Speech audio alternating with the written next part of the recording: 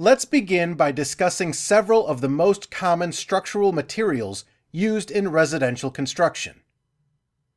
The first is dimensional lumber. Dimensional lumber refers to wood members that are cut to a predefined size and used in framing wooden buildings. Wood members include wall studs, floor joists, roof rafters, and furring members. Dimensional lumber used for structural elements is made of softwoods, as opposed to hardwoods, which are used for veneers. You may have heard of wood studs referred to as 2x4 or 2x8 or 2x10, etc. These are nominal numbers that are referring to the width and depth dimensions, in inches, of the wood member. The length of the member is specified separately, so a 2x4 can be 8 feet, 10 feet, 12 feet long, etc. However, it is important to note that the nominal size is not the actual size of the member. The actual size is always less than the nominal. For example, a 2x4 actually measures 1.5 feet by 3.5 inches, while a 2x10 actually measures 1.5 feet by 9.25 inches. There are several pros and cons to dimensional lumber. Wood frame construction offers several sustainable benefits.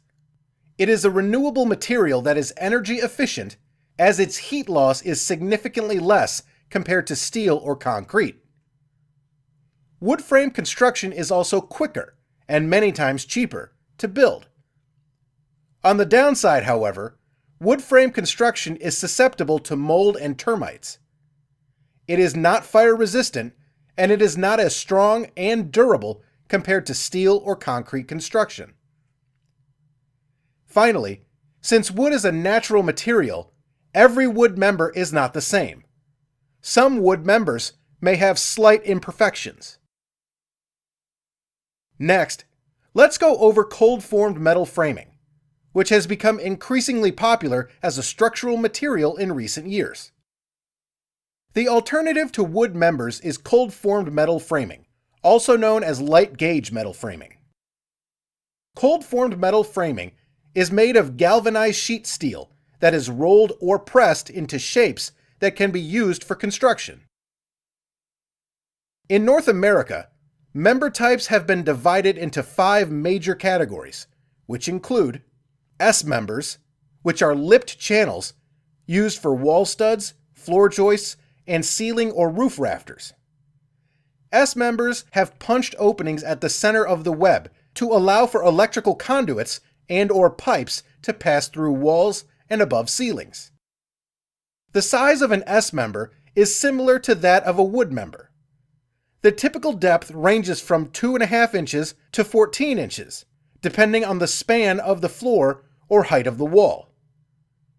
The difference is that metal framing uses exact dimensions rather than nominal dimensions.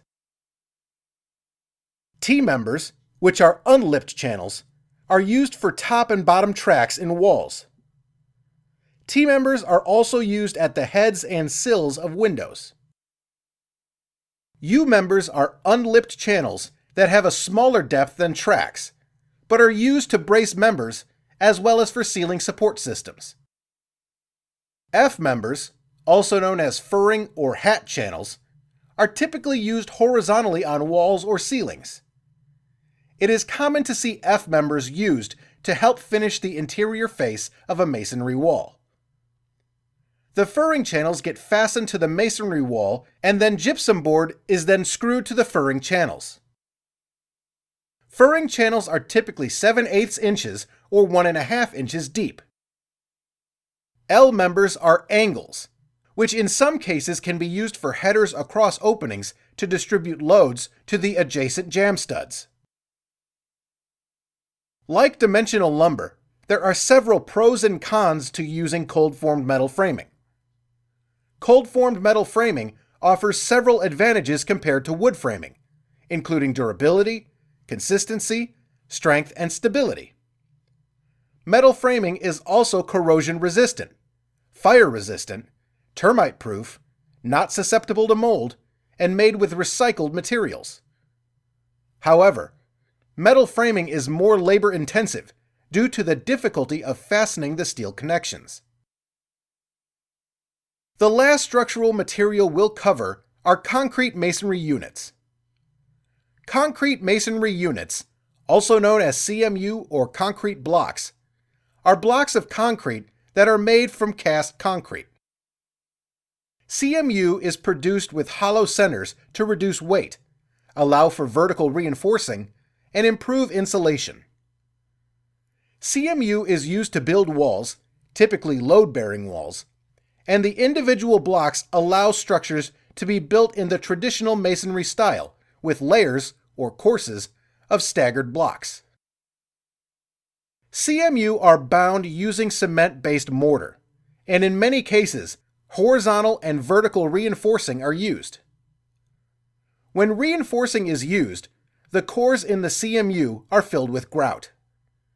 CMU walls can also be partially grouted, every other cell is filled with grout, or not use grout at all. It ultimately depends on the structural loads imposed on the CMU wall.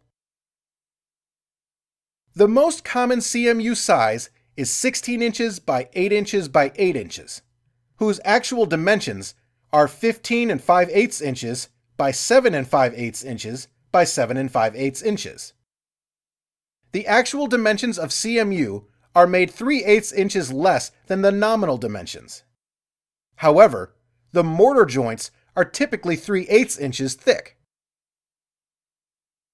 CMU construction offers many advantages compared to other materials, especially wood frame construction, including more durability, fire, mold, and insect resistance, acts as a good sound and thermal insulator, especially when the cells are grouted.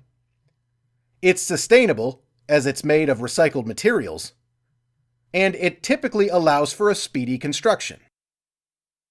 On the downside, CMU has several disadvantages, such as it's a labor-intensive material and it requires more space since insulation must be provided on the surface of the CMU, as compared to metal or wood framing, where the insulation can be provided between the studs.